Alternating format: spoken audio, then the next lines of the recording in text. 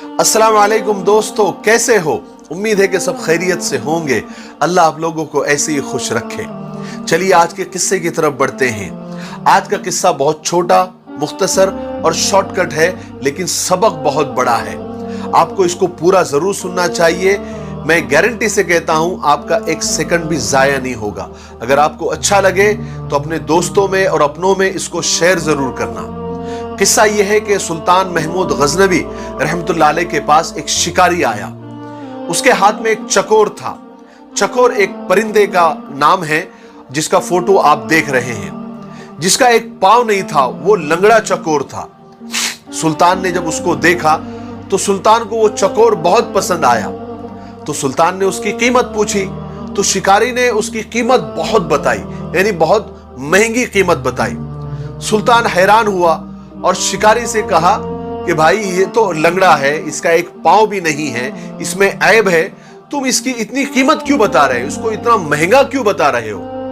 तो शिकारी ने जवाब दिया, सुल्तान ये चकोर में एक खास बात है, वो मैं आपको बताता हूं। देखिए सुल्तान, मैं जब भी शिकार पर जाता हूं तो इस चकोर को साथ में लेकर जाता हूं और इसको जाल से बांध देता हूं। और ये चकोर अजीब अजीब आवाजें निकालता है, कभी रोने की आवाज, कभी हंसने की आवाज, कभी गम की आवाज, कभी दर्द भरे आवाज।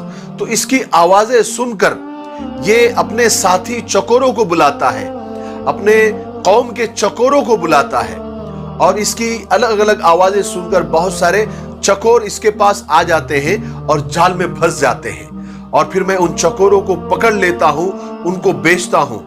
और इसी टैलेंट की वजह से मैंने बहुत सारे पैसे कमाए हैं, बहुत सारे चकोरों को फंसाया है, तो इसमें यह टैलेंट है। जब सुल्तान ने यह बात सुनी तो मुंह मांगी कीमत देकर उस चकोर को खरीद लिया। और जैसे ही खरीदा, ऑन द स्पॉट वहीं पर उस चकोर को ज़ुबाह कर दिया, उसके टुकड़े टुकड़े कर दिए। सब लोग हैरान, दरबारी हैरान, शिकारी हैरान। शिकारी ने हैरत से पूछा कि सुल्तान, आपने इतनी महंगी कीमत देकर, मुंह मांगी कीमत देकर इस चकोर को खरीदा और उसको ज़ुबाह कर दिया, उसके टुकड़े टुकड़े कर दिए, क्यों?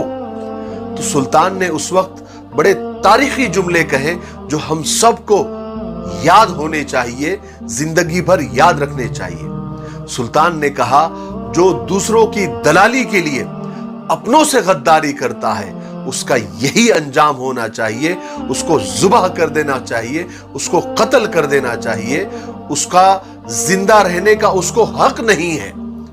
उसका जिंदा रहना अपनों के लिए और अपनी कौम के लिए वबाले जान है। बेशक हमारे अंदर, हमारी कौम के अंदर, हमारे खानदान के अंदर ऐसे कुछ दलाल होते हैं जो होते तो अपने हैं मगर दलाली दूसरों की करते हैं, दलाली दुश्मनों की करते हैं, दलाली गैरों की करते हैं और अपने ही कौम को और अपने ही खानदान के लोगों को दुश्मनों के हाथ फंसवा देते हैं, दुश्मनों के हाथ बिकवा देते हैं। मुझे इसी बात पर इकबाल अशर साहब के कुछ अशार याद आ गए। वो फरमाते हैं कि सिमट के रह गए माजी के दास्तानों तक, हुदूद ज़ात से आगे निकलने वाले लोग। सितम तो ये है कि हमारी सफों में शामिल है, चिराग बुझते ही खीमा बदलने वाले लोग। हमारे दौर का फिरौन डूबता ही नहीं, हमारे दौर का फिरौन डूबता ही नहीं, कहां गए पानी पर चलने वाले लोग। अल्लाह हमारी कौम के दलालों से और हमारे खानदान के दलालों से हम सब की हिफाजत फरमाए। मुझे दुआओं में याद रखें। अस्सलाम वालेकुम।